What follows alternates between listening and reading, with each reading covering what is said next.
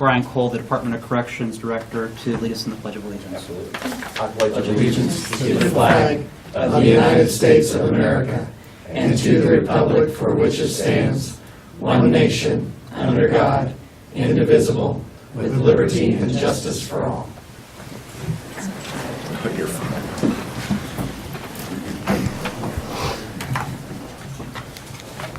Good morning. My name is Kevin Cook. I serve as the chair for the Shawnee County Commission.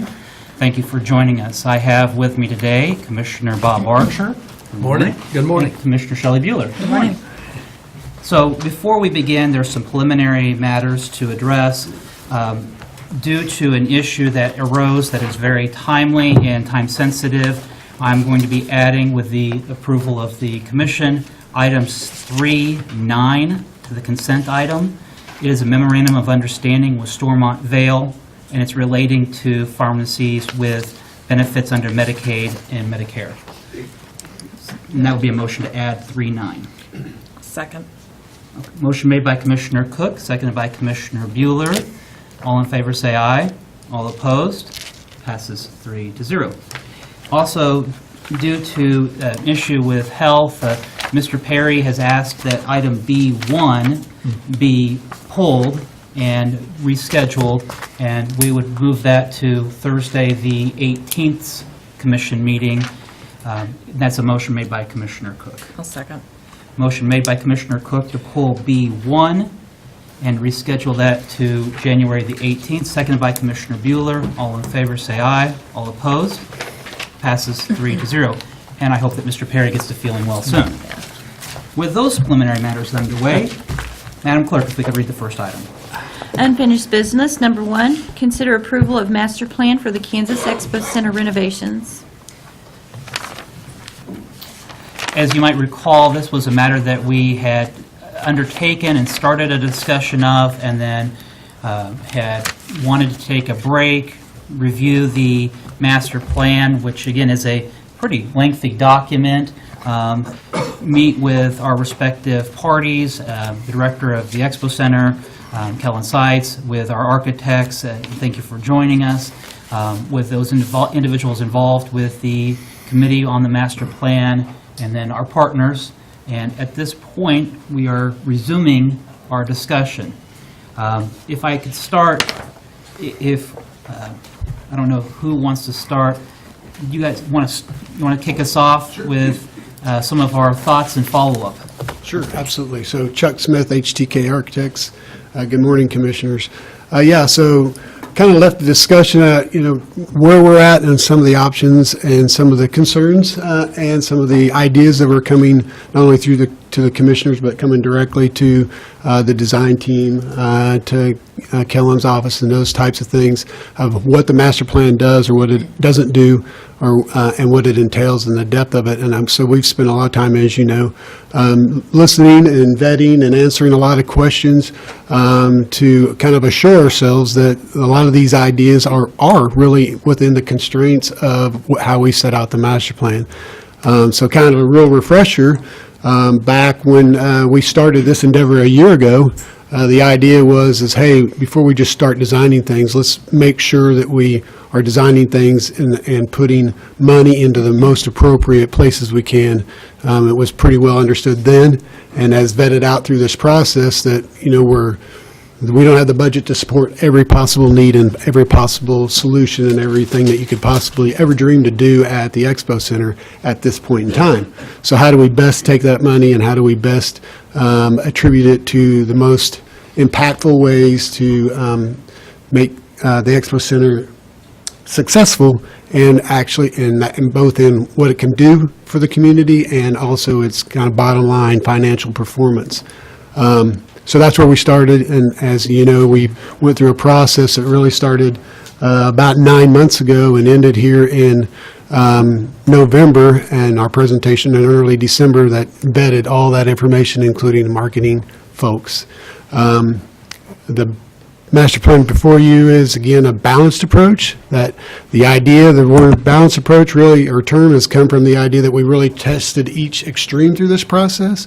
What if we do spend our money extremely in one direction or one focus of what the Expo Center does? And what if we spend our money going another way, or what if we spend it doing things that we may have never done before? And we found that those extremes through this process of and market analysis weren't the best approach, but there was something in between, and then the balanced approach is really what's come of that process of refining from both ends to a point in the middle that this master plan supports. That the balanced approach within the confines of obviously the existing facilities, site, and the budget limitations and the current known budget for the project. Some of the history of some of the questions, can we connect the barn and multipurpose facility to land and arena? The answer is yes, that falls within the confines of the master plan. Can we enclose, if we can find a way to fund it, can we enclose the second equine arena? Yes, the answer is yes, we can, if we can find the resources to do that. And yes, that falls within the construct or the framework of the master plan. Can we reduce stalls? We've heard a lot of information in the last month that maybe we really don't need 500 stalls in a barn. Maybe there's a number that's less, and can those numbers and those dollars that are potentially reduce the size of that multipurpose facility barn and help with some of those ideas? And the answer is yes, and would fall within the confines or the construct of the master plan.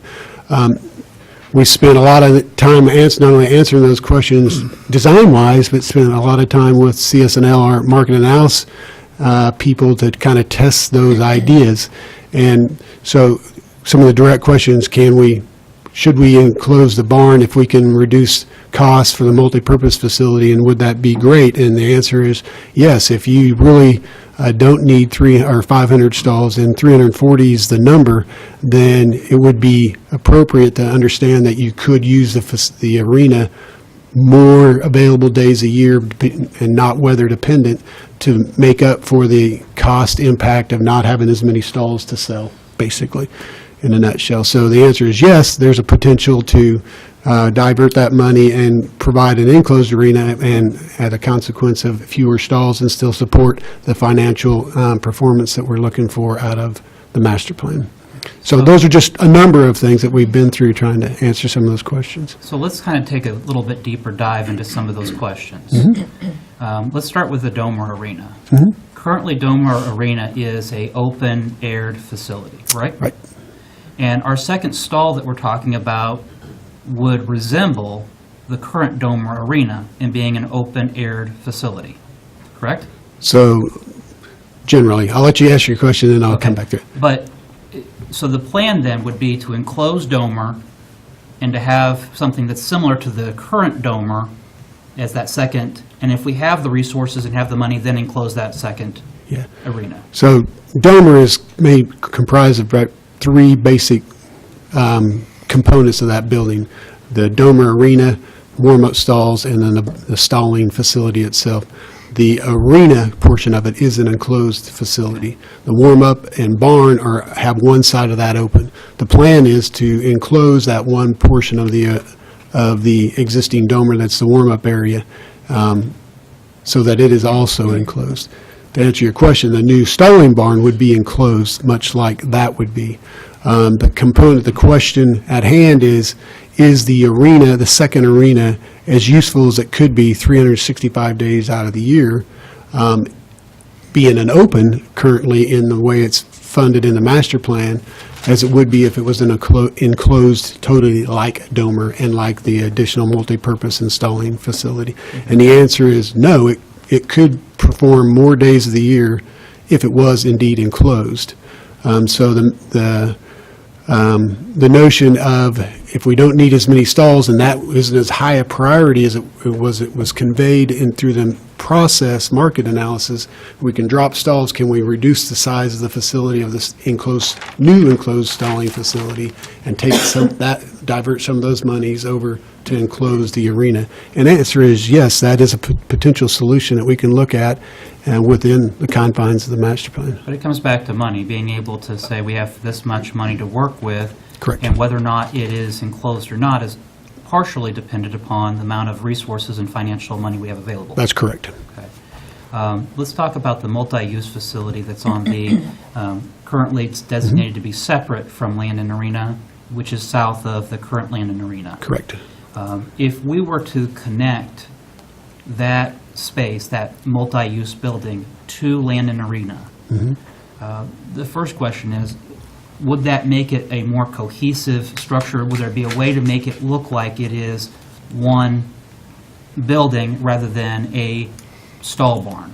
Yes, and we've done a number of studies and quick sketches just to kind of understand and demonstrate in a number of ways that that could connect and look like a part of the Land and Exposition Hall complex versus a barn.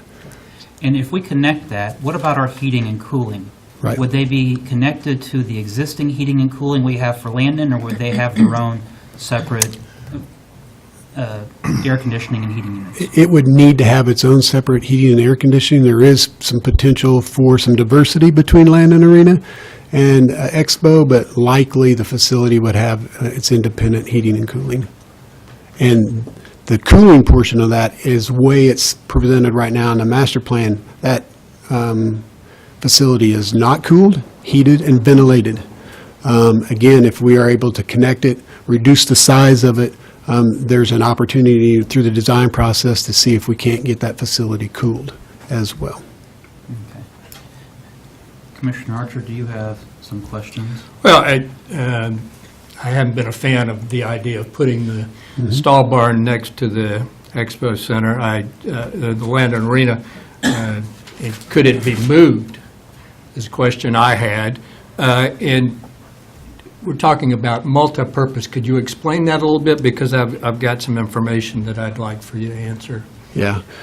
So as part of the market study, the notion is that we can't do everything we need to do. We fall short on all the different types of space we need, and one of those spaces is what Kellen would call flat floor space, multi-purpose space, where he could do exposition type of events, he could do sporting events, and those types of things. So it was always conceived as much as we possibly could do that if we had a stalling facility or any other facility that was new, is that it possible to design and construct and plan for that to be a multi-purpose facility. So more than just a stall barn or more than just a dirt floored arena. Can this thing function otherwise to provide other types of event support or other types of things that they could rent space for? And the answer was, yeah, we can. The most likely combination would be a stall barn, since it's primarily flat floor and open space, and a multi-purpose space. Again, due to budgetary constraints and the notion that we had to hit a stall size that's much larger than we're learning here in the last month or so, it was best that it was outfitted with asphalt floors instead of concrete floors. It was outfitted without air conditioning because we just couldn't get all of that into it. The types of events that would go on in there, and Kellen could talk probably more to it, is if we could expand youth sports into that space. So the reduced size that we've studied would support a number of basketball and volleyball courts, wrestling types of things. It would, as well as expanded exposition, whether it's the ag show that was just recently happened there, or other type of animal events. And then as well as have an equine availability depending on the size of their event. Once they exceed 260 stalls in the existing barn, be able to use a portion of that, whether it's 10 stalls or up to 100, 140 more stalls. With that being enclosed, it was enclosed as a barn. When we go to changing the floor material that's better suited for a multi-purpose facility, then we will have to study carefully the impact of how we use that space and how we change over operationally that space. So. Well, the reason I bring this up, I got an email from a local veterinarian, and one of the points he makes, and I'll quote him, he says, "Your new multi-purpose building will smell like horse urine and stall bedding within 6 months, no matter what they tell you." I've attended many events in Wichita at their facility, and it stunk. Tell me the answer to I'm that. going to let Kellen answer that. He's the operations guy, so turnover is his. hope that's not too graphic for anyone, by the way. Good morning, Commissioners. Kellen Seitz, Spectra Venue Management, the Kansas Expo Center. To touch on your point, the different surface types present different opportunities on how spaces are cleaned, how we set up the operation for those spaces. With an asphalt floor, it is a more permeable surface or porous surface, so it is a bit more difficult to clean. I think there are many options available as we move forward in the master plan, as Chuck had mentioned, that present themselves with a little bit more user-friendly type atmosphere with concrete flooring, rubber matting, stalling, to make sure that the concrete flooring is covered by a rubber matting surface that does not have breaks in the matting surface, so it wouldn't be like tile carpet. It would be one flat rubber surface that would collect those types of deposits, making it much more difficult for those types of deposits to make contact with walls and concrete floors and so on and so forth, therefore keeping it a much more user-friendly and operator-friendly space for us to clean and maintain. I think there's also opportunity with some of the different design elements on the new arena and potential location on moving that closer to Domer presents a larger contiguous dirt floor that we could also expand stalling into that facility potentially to decrease the amount of stalling that would be needed in that multi-use space, just to try and make sure that we don't run into issues like mentioned in your email. So your many years of experience, you're confident that that will not be an issue? I'm confident that we can find ways and chemicals to make sure that the cleanliness of the facility stays clean, starts clean, and finishes that way, yes. Okay. Thank you. Yeah. Thank you, Mr. Chair. Commissioner Bueller. Just a couple things, and Chuck, this might be for you. So you checked with CS&L on the market Correct. analysis. that Correct. If these three changes were made, the possible decrease the stall space, to connect or move closer the multipurpose building, and then potentially enclose the new stall barn. Yep. Those are the three items. The And- three big moves, yeah. Yep. And they said that still would not impact our dollars that much as far as operationally and economic impact and those sorts of things, Correct. correct? So that's one question, and then the second question would be the flow, the traffic flow, trailers, horses, people, that sort of thing. Correct. So yes, first, answer to the first question is yes, we vetted those questions with CS&L, and their direct answer was absolutely. If you can decrease, if you are in a position to decrease stalls and enclose the second arena, then you're trading revenue from stalling to revenue for times of years when you would not be able to use an open stall facility, so it would have no negative impact on the financial performance of the facility. Okay. And then the traffic flow. The traffic if flow, it's just closer. again, I think we've heard a lot from some of our equine folks, and there's not as much of concern if we do make some positive design decisions about how we control traffic along Western and how folks load in and load out. Obviously, the existing facilities that are already in place that are outside of the budget to replace in totality or any place else in Shawnee County in totality mean we have a constraint we need to work with. There's opportunities for events to slow or mitigate traffic that would be on Western. There's opportunities for load in and load out, which is lanes versus parking along the edges of these buildings and taking those out. It will be probably a learning curve for some groups, equine and livestock and other animal type of events, to not be able to pull up, park, unload, and leave some of your equipment in there, but not unlike any other equine facility across the country where the perimeters of the stalling facilities and the arenas are actually only load in, load out, and not parking. Good, thank you. I have a question maybe for Betty Greiner, our Director of Audit Finance. Yes, Betty Greiner, Director of Administrative Services. Talking about the money for just a little bit, we're a little bit constrained, as you've heard, by the $45 million in some of the things that we would do. And when we look at that, I know that there's a number of financing mechanisms that we could look at with the $45 million. Yes, we have, $45 million has been designated in the interlocal agreement for this project.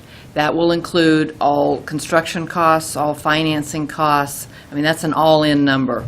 So then we have to look at how we can get the most bang for our buck, basically, and how we can keep that financing piece, those costs, down to the minimum that we can. In looking at it right now, I believe that just from the flow of sales tax monies coming in before the construction begins, we'll be able to cash flow about $6 million of that. So we're looking at $39 million that will be for the, which will have to include the financing costs, which doesn't affect the $45 million, but it keeps our financing costs down as low as possible. One of our concerns is that interest rates are slowly creeping up, so we want to look at financing this as soon as we can to keep those finance costs down as much as possible. Okay. Does that answer It your does. question? And so, looking at ways, are there ways that we can reduce the amount that we completely finance? What restrictions do we have on us as a county and what we can do in reducing that amount? Well, you mean countywide? I mean, right now, what we have is that we will have cash flow coming in from the sales tax up to the date that we start construction. What we will do is we will have to bond some of this out, and then the debt service will be paid from those sales tax receipts. There's really not anything else we can do with this piece from the sales tax. Okay. Now, if there is county funds or any other revenue sources that would be used in addition to the $45 million, that would be a different story. That would be something that the county would have to look at. There is nothing that has been designated for this other than the sales tax receipts. Just as a question that's been asked of me, is it possible for us to borrow from our reserves to do some of the financing? So we're basically, it would be a note owed to us and pay back to the sales tax. The problem with borrowing from the reserves is that those are general fund reserves. It's not you can budget. In order to pay out of the general fund, you have to budget to pay out of it. It's not a problem budgeting it to pay out of it. The problem is getting it back into the general fund. That would not be considered revenue. So it's harder to get the money back into the general fund as you would pay that back to yourself, so to speak. Because county government, there are separate funds, and the general fund is the largest and kind of the operating fund. That's the problem with trying to finance it internally. And again, not that this was a direction the commission might take, but this is an opportunity for us to discuss all of the different options. Yeah. It's the legalities of the state budgeting laws and all that make that difficult. Commissioner Archer, do you have any other follow-up? I do. We could go to the credit markets now Yes. and finance. I mean, we don't Yes. need, Yes. why don't we do that? And I will be presenting that Yeah. right. to be done, because I do think we want to take advantage of the lowest rates we can. Yeah, So that is something that I have mentioned that I'd like to do the first part of Okay. this year. So Yeah, I I think think that's a that's good- something yeah, we will be looking at. Bond yields are really going up. and Yes, I've that's noticed right. that.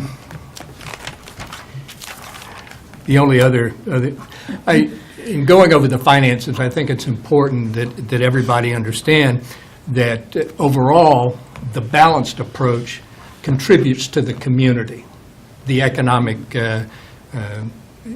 growth in the community, whereas the subsidy for the Expo Center is actually higher. Yes. So there's a trade-off there that sales tax and activity, economic activity in the community is enhanced with the balanced approach. But the fact is, it's actually costing more for us to subsidize the operation from the land and only. So I think it's important that the community Yes, the estimates were about 300,000 Yeah. more a year Yeah. in the county subsidy. Yeah, which, again, is over $3 million over a 10-year period. So the only other thing I had was, are we going to downsize and this is for Chuck, are we going to downsize? Is that the plan, to downsize the stall Multipurpose. barn? Yes, so the Multipurpose? study looked at how we could maximize flat floor space, how we could maximize, especially for larger types of needs, like youth sport basketball courts across there, those kinds of things. And looked at, when we do that, can we introduce columns, so we're decreasing the structural needs for the facility versus big freespan facility, and then how much space could we save once we did that to drop So- install count. So in general, how much are we downsizing? We're downsizing somewhere between 12 and 15,000 square feet, From a base of how much? 45,000 square feet. So we're down into 30 to 33,000 square feet for the multipurpose / stalling barn. Okay, so the cost, I think now is 4.4 million, and that would be going down to The 3 million range. 3 million range. Which So would about free a up tr- about The same enough amount to enclose. to enclose. Yep, Can we move it? closer or backwards. Huh? Go ahead, sorry. I was just going to add, can we move it to be in line with the other domer? That has been more difficult to do, both on space, and then it really disconnects the multi-purpose use pretty substantially, especially for the types of flat floor things I think that Kellen is looking to be able to do with the facility. The master plan, in its larger idea, before we kind of got constrained by budget, was that the multi-purpose facility would be attached to or very close to, or whether not directly attached, but directly attached by connections to land and arena, to be able to support that multi-purpose type of use better than it would be pushed back in alignment with the rest of the stalling barns. So it's, if at all possible, it meets the needs of both, kind of both ends of the spectrum, better if it is at a location that's adjacent to land and arena in some way. And you can assure us that it will be aesthetically pleasing and in? Yep. Okay. I'm good, thank you.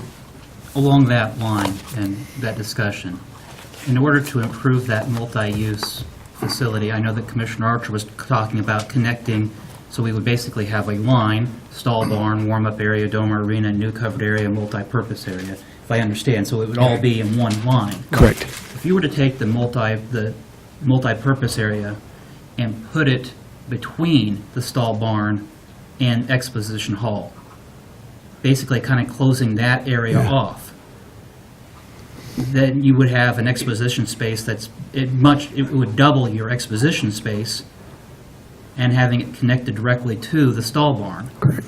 Is that feasible or possible for us to look at? We can study that in the design process. We looked at that already through this process. Our big issue there is we'd have to relocate all of the load in and load out for Expo and Land and Arena. So loading docks, trash, all of that stuff would need to be relocated to another location.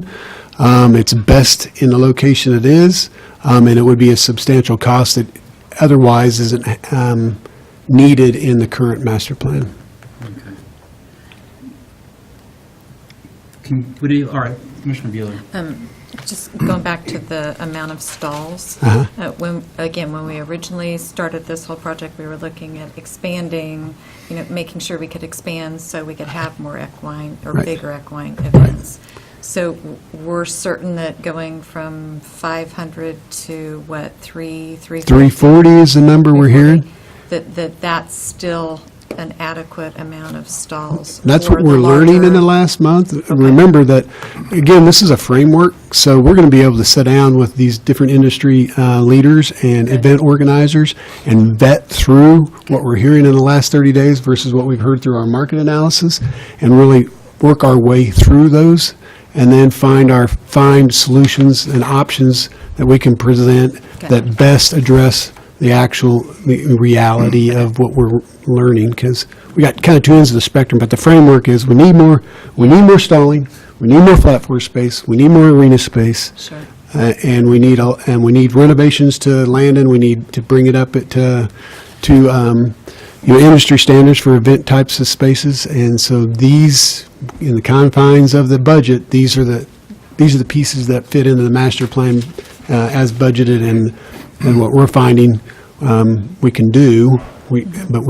Final design isn't set, right? We're going to be able to spend our time really refining design of the facilities versus a master plan.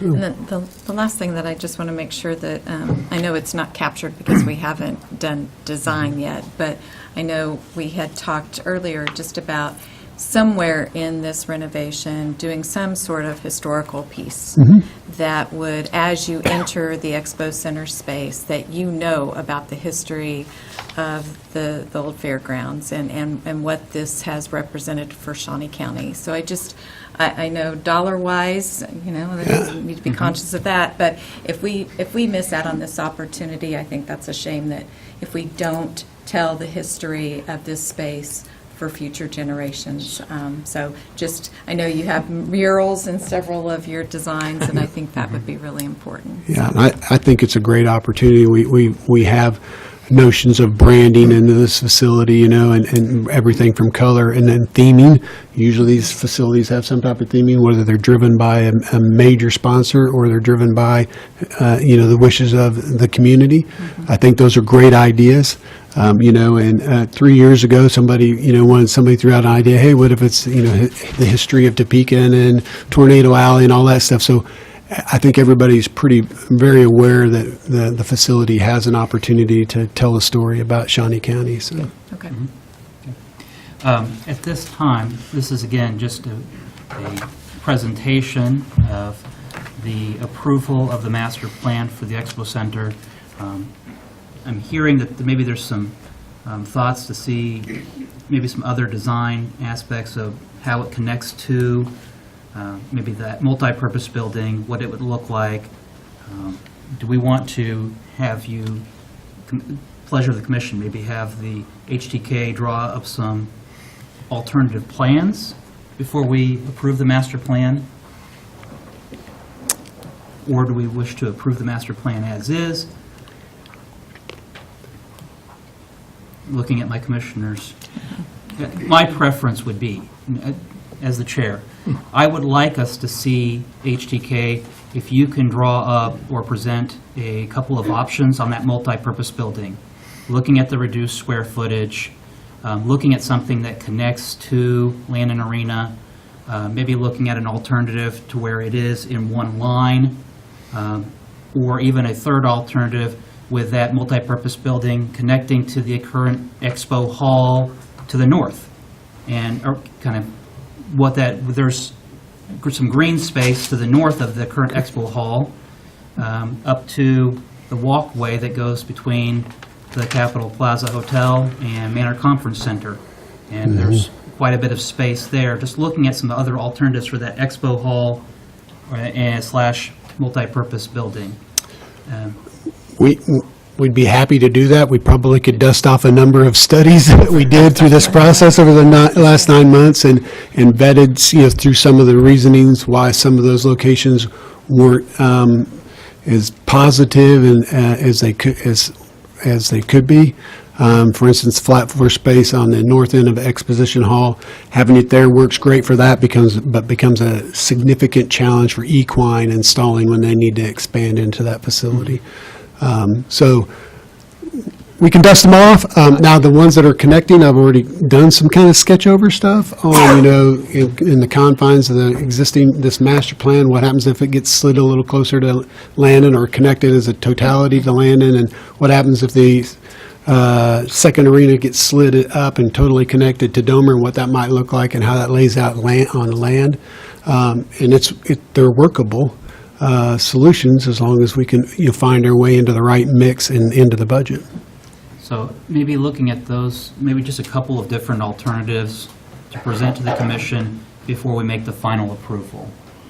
Well, we have one proposal right now. Correct. With that's in front of us.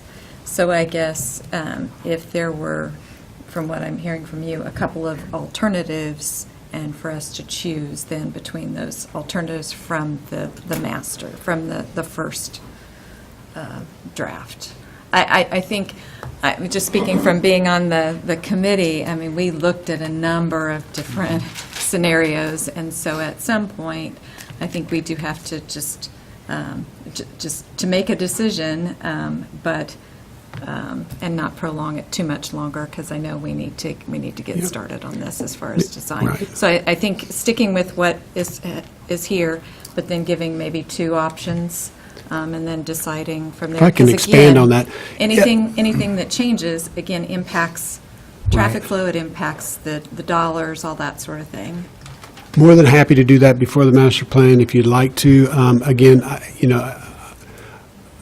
I want everybody to understand that the master plan is kind of a framework. Yeah. It sets the big ideas and the big goals of what we need to accomplish and kind of pools the money where we're going to go. The design process will vet through refining those options and what options are actually, the best options to consider. So during the design process, we're going to look at, can we make a move that will fund equine better, enclose that better, and make a move with a multipurpose that do it. And if we do that, is it better cost-wise to fully connect a multipurpose facility against Landon or in a back row or connected only by breezeways or other type of things? I mean, there's a myriad of ways to design towards a master plan. And in all of those, the committee would vet through those and present two or three of those options that make the most sense financially and operationally before we move forward with final design and construction documents. So it's kind of a chicken and the egg kind of thing, is we can do a bunch of design work, a bunch of options that would satisfy the master plan before the master plan, or we can do it once we get past the master plan. Perhaps we should do this. Before we get into, we may have jumped one step, and that is, that was presented a balanced approach, a deferred maintenance approach, an equine emphasis, and an arena emphasis. Correct. Commissioners, is there a pleasure as to which one we would want to pursue, whether it is a balanced, deferred maintenance, equine, or arena? And then from there, if we have a direction from the commission as to which one we want to pursue, that's going to have an impact on our architect as to what they design.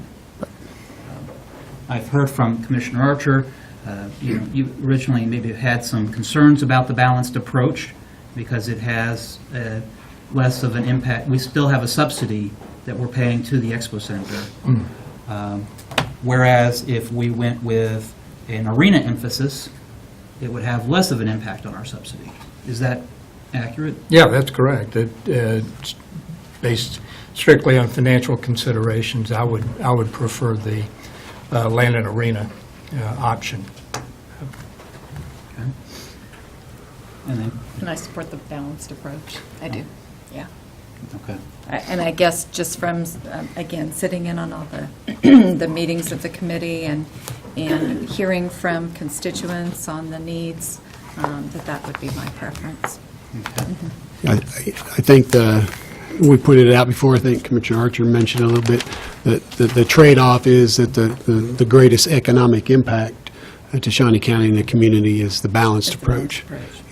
And at a cost, right, of operational differences, so. Yeah, and we have to be sensitive to the taxpayers. Right. From our perspective also.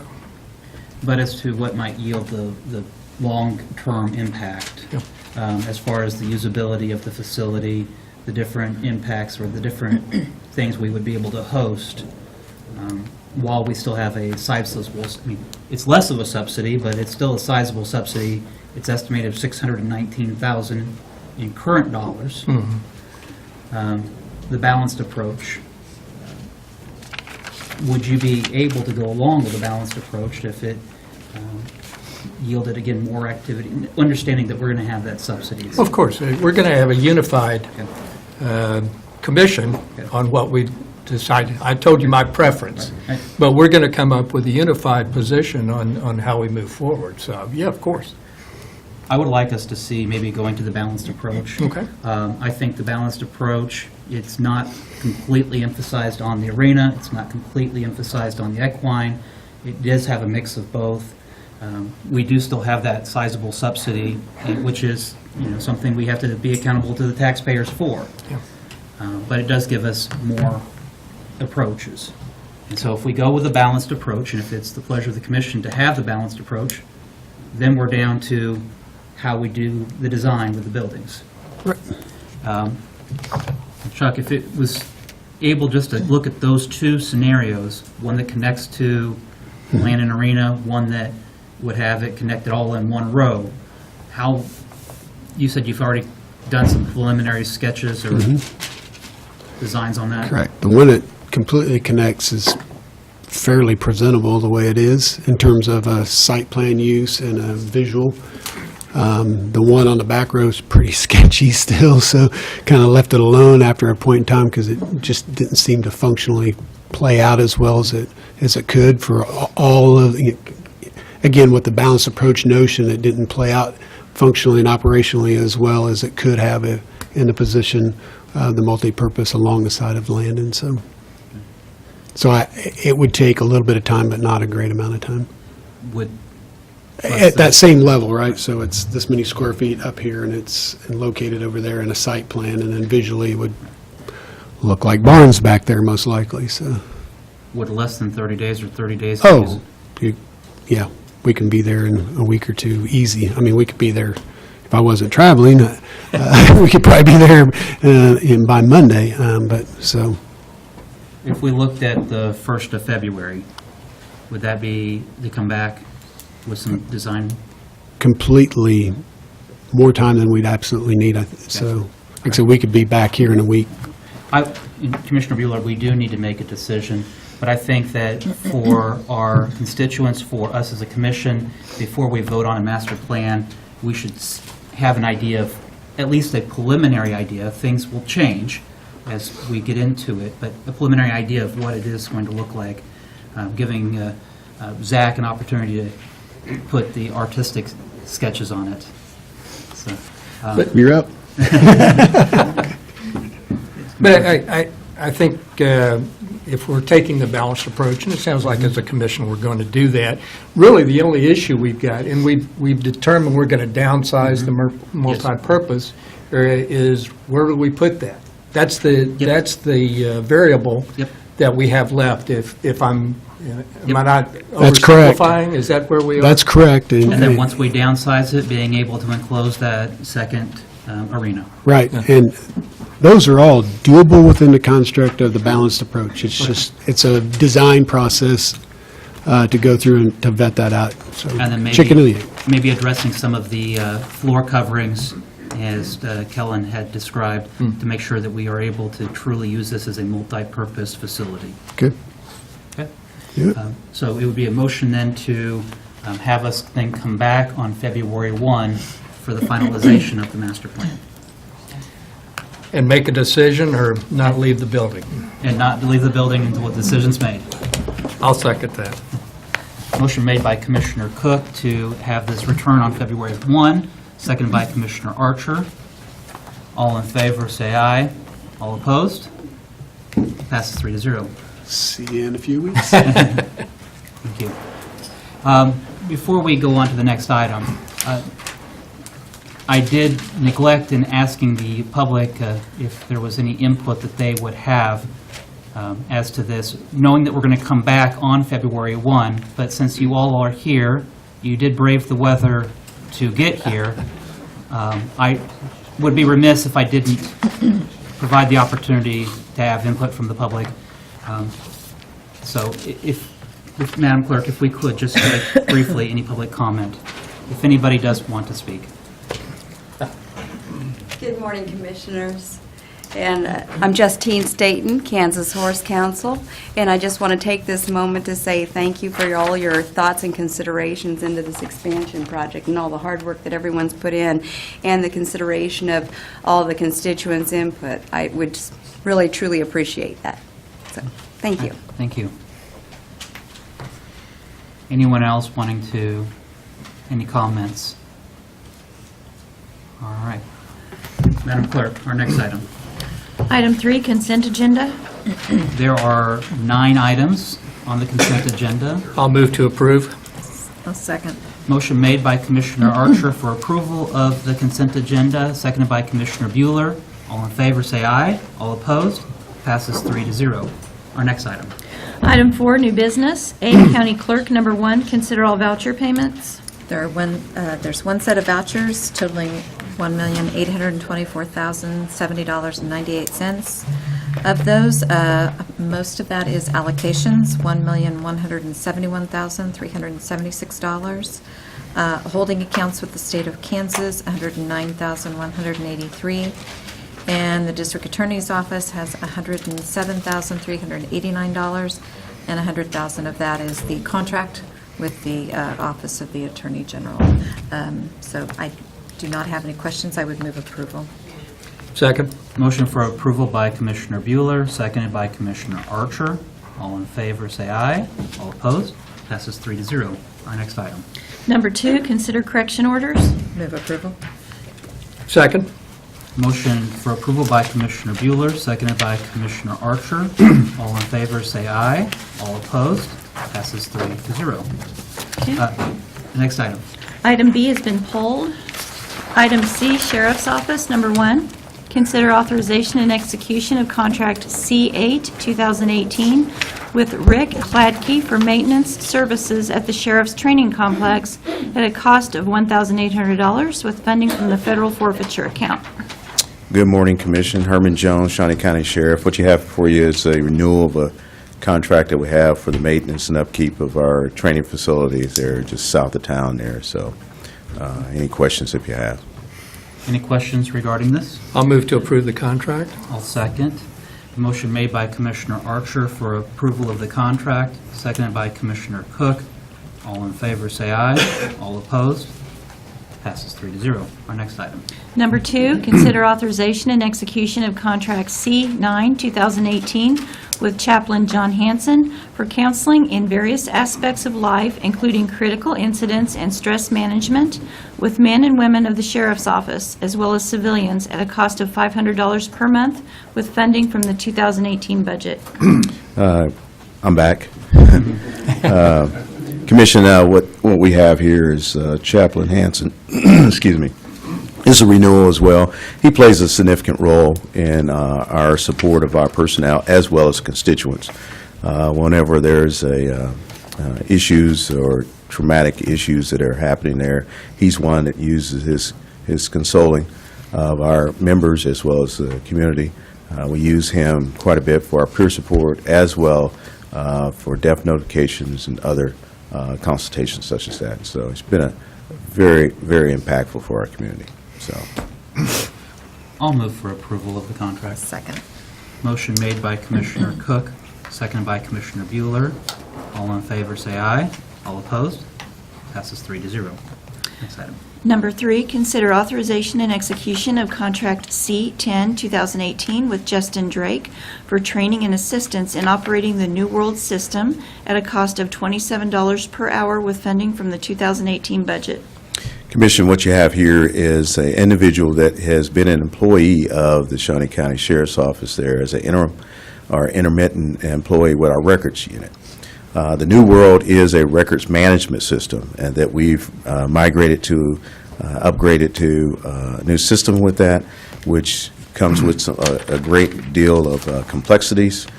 There's a great amount of training. Justin was one that pretty much mastered the program itself to the point where he works hand in hand with Shawnee County's IT to a point that he gives them relief so they can move on and do other items there. So he becomes that subject matter expert that we've used not only for our agency, but he also uses it for the Topeka Fire Department police department, and other agencies that are gone to that. So he becomes that expert that we've used in the past. Any questions regarding this item? I'll move to approve. Second. Motion made by Commissioner Archer, second by Commissioner Bueller. All in favor, say aye. All opposed? Passes 3-0. Thank you. Sheriff, while we have you, before we go, I know that you and I spoke yesterday at the Weed Department breakfast appreciation for the farm show.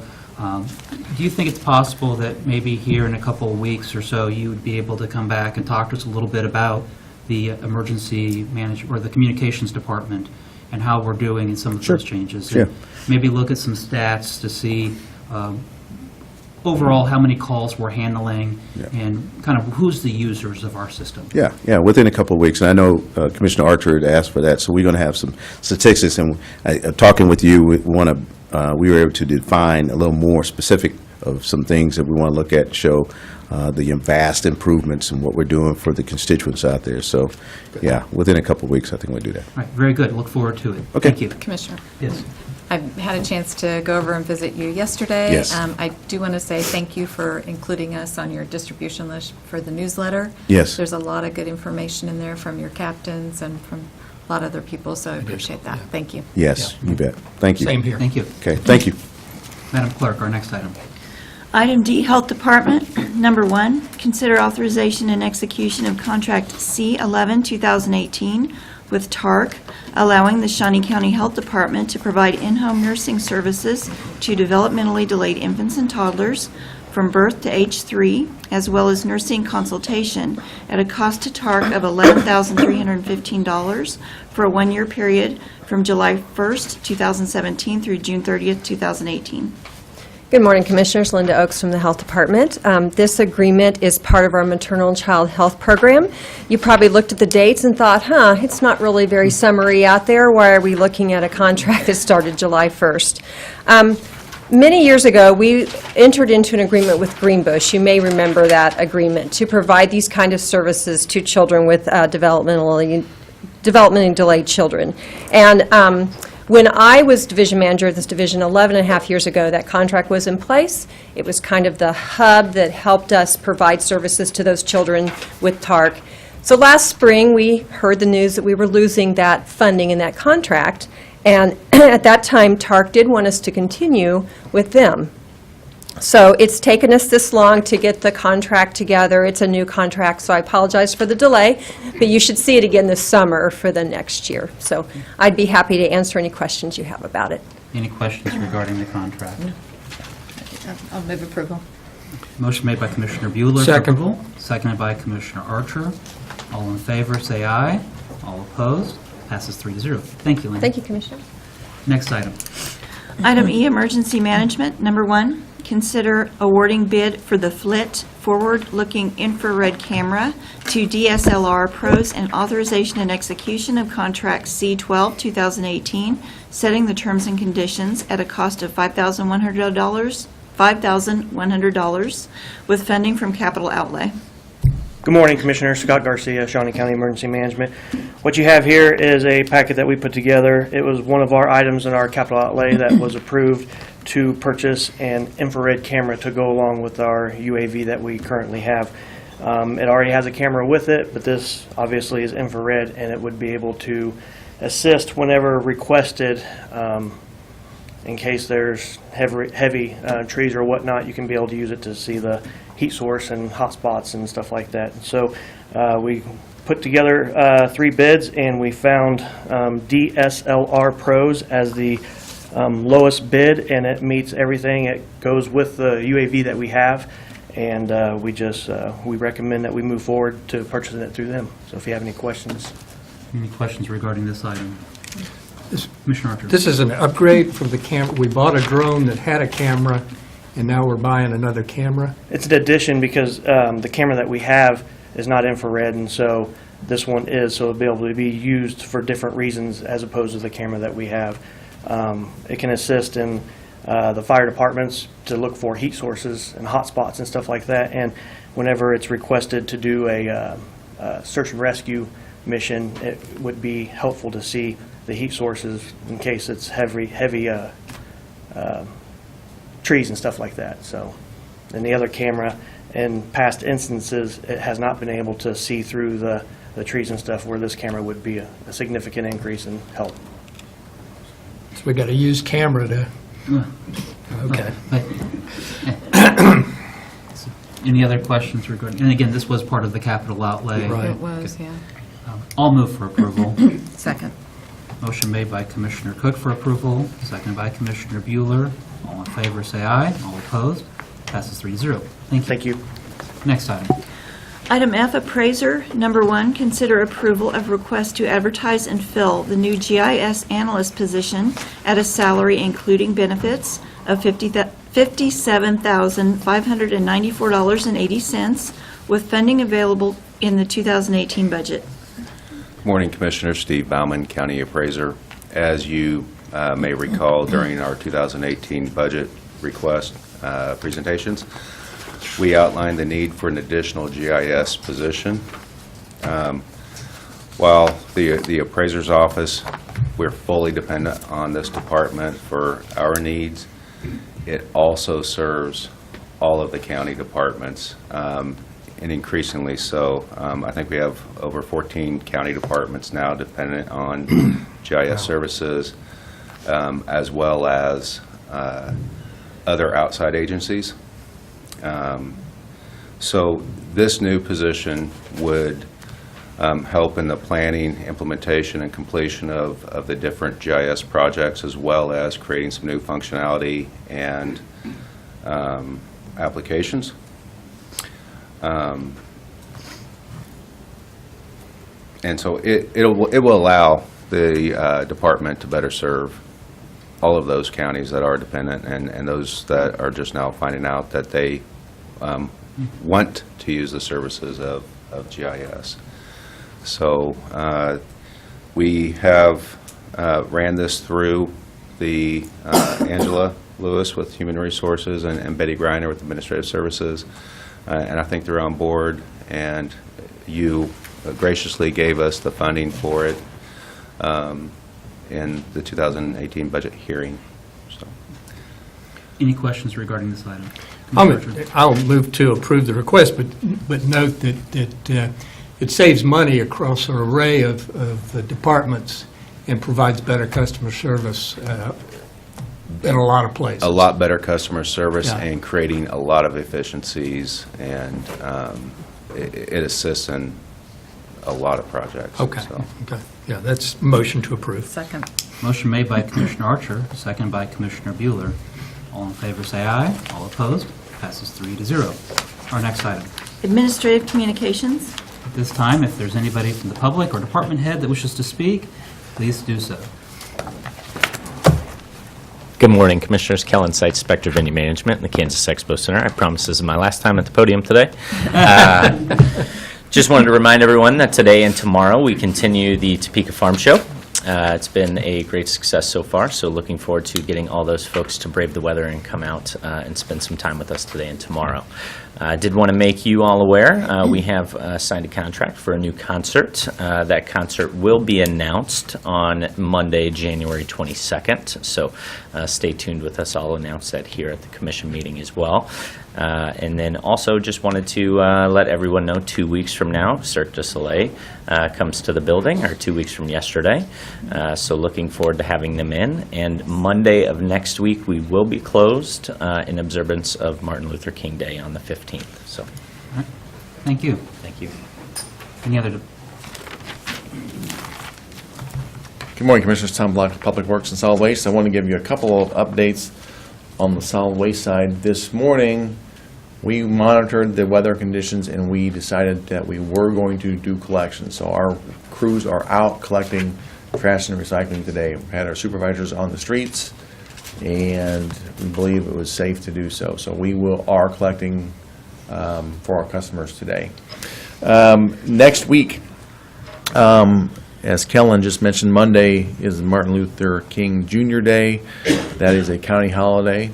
So as such, we will have a revised schedule for a portion of our customers next week. On Monday, there will be no collections in observance of the holiday. Our Monday customers will be picked up on Tuesday. Our Tuesday customers will be picked up on Wednesday, and then the Wednesday, Thursday, and Friday customers will have no change. So, all right? Commissioner Archer. Yeah, Tom, as you know, I got an email from a constituent about the recycle containers at Walmart. Would you talk about that for a Sure, minute to yeah, I'll be make happy sure to the again. public We've been knows? getting quite a bit of inquiries about that, too. As you know, we've had public drop-off recycling containers at the Walmart parking lot on 15th and Wanamaker for many, many years. In fact, I think Walmart was, the very first entity that I believe, approached the county about placing them there. So we've had them for, well, as long as I can remember. And here recently with technology and now a lot of grocery stores going to online ordering and then pick up at the grocery store, they have now decided to repurpose that area where we had our public drop-off recycling containers to use for that purpose, where they will take orders online for groceries, and then the customers will use that area to pick them up. So they've asked us if we would, or we did, remove our containers from their parking lot. We are trying to find another location in that general vicinity of the city, but they are hard to come by because it takes quite a bit of area. It takes a pretty large parking lot. So even though those are gone, I cannot make any promises that we'll be successful in finding a location, but we are attempting to find one. And if there are any businesses that may be interested, we'd be happy to take a phone call.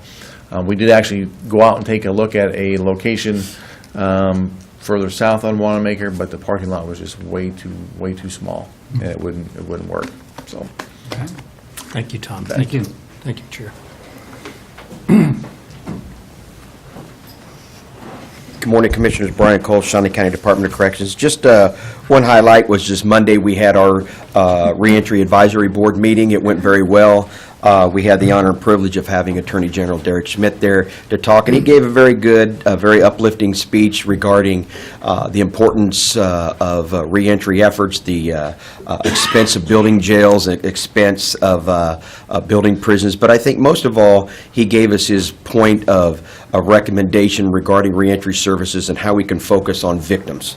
And that when we are able to give those who are incarcerated the skills needed to get education, then when they go out and they're not reoffending, then that reduces the number of victims. And I think that that's going to be a main focus of trying to reduce the victims. A lot of these programs sometimes focus on offenders, and that's what the focus is, but I think it's reducing victims and the cost when it comes to victims in our community. So I think that that's a very wise approach, and that's something we took wholeheartedly, and that's one of the things we're going to do. The other thing is, I just wanted to let everybody know that we're moving ahead very diligently and very successfully, hiring and getting all of our positions filled, both security-wise, but mostly with our new mental health system. We've been hiring and doing interviews for the last month and a half. We've had Horizon staff in the facility for the last 2 or 3 months. Are going to be here again for another 2 or 3 months, helping us with this transition. So the transition is going very well. We have a few spots left to fill, but we're diligently doing that. And the last thing I wanted to say is that I attended a meeting regarding mental health and CIT, our co-responders, because this is a joint initiative with the Shawnee County Department of Corrections, Shawnee County Sheriff's Office, Vallejo, and the Topeka Police Department. And we broke down and looked at some of the contacts. And I know that the sheriff's going to come back with some statistics, and I can certainly come back with some more statistics. But one of the things that I think that should be noted is that in 2017, we had 1,404 contacts, CIT contacts with our co-responders, and that's a lot. Only 2% of those people came to jail. Now, that right there is a measurable success in this program. We still have about a 20 to 25% population of those who are seriously, persistently, and mentally ill. But you have to remember that with CIT isn't advocating that people with mental illness don't come to jail. It advocates those low-level offenders that we can redirect to services immediately that don't need to come to jail. So we are seeing those inmates those people that are coming to jail. They're coming to jail on some very high-level felonies, and they need to be in jail. They need to be held for competency. They need to have the treatment. But this is an overwhelming success of the money that the county has been gracious of supporting mental health services and efforts in the county. And to say that only 2% out of 1,400 contacts, and that's just the CIT contacts, that doesn't mean just the regular officer. That's a tremendous impact and financial savings in that we're able to divert those services to mental health and stay at home and things like that. So I just wanted to give that update. Absolutely. Thank you. That's good. Any other? As I said before, I'm back. Shawnee County Sheriff Herman Jones here. I just want to make it mindful of those that are here today, as well as those viewing, that the inclement weather really plays a role in our lives and things that are going on. All of you that have arrived here obviously use some great consideration for the inclement weather. I just want to remind our constituents there of inclement weather. This is that time of the year, January and February, where we're going to see ice, we're going to see snow. Some things are going to be canceled, some things are not. We're here today because business has to go on. For those people that need to travel, to think about that. Give yourself plenty of time to arrive safely. Make sure you have your vehicle equipped properly. You have plenty of fuel. Make sure you're wearing a coat. Many times I see people that go without a coat and get into the car and count on the car working properly, and sometimes something happens and now they're stranded. So just want people to be mindful of the weather and think about those type of things right there. And also know that when we're out there, we're going to be out there looking for individuals that are abandoned or stranded or those type of things. But also we're just trying to make it safe for folks. So just a general reminder of the weather, inclement, and how that plays a role in us. So thank you. Thank you. Thanks. Any other? Commissioner Archer? No, everybody be safe. Commissioner I Bueller? don't have anything. Thank you. All right, and it was a good welcome to the weed department, meeting with our township representatives, our partners, and as we move forward with having those ongoing discussions about the weed department and how we can make it the best weed department in the state. Madam Clerk, our next item. Executive sessions. There is a need for an executive session today. We will first take an executive session regarding preliminary discussions relating to the acquisition of real property for parkland and for public right-of-way by the Public Works Department.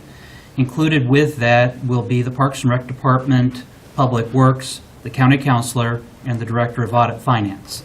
There is a second executive session item regarding consultation with an attorney for the body or agency which would be deemed privileged in the attorney-client relationship on a potential claim, and it will include the Department of Corrections, Human Resources Director, as well as the County Councilor. And that would be for a period of 30 minutes. Motion made by Commissioner Cook. Second. Second by Commissioner Bueller. All in favor, say aye. All opposed? We are in executive session for 30 minutes. I'm going to take the phone call first. Yeah, sure. Closes at noon. Oh, it does? Before. Snow. We are back from executive session. No action has been taken, and we are adjourned. Bless you. Bless you. Pardon me. It's cold in here. Oh, God, isn't it?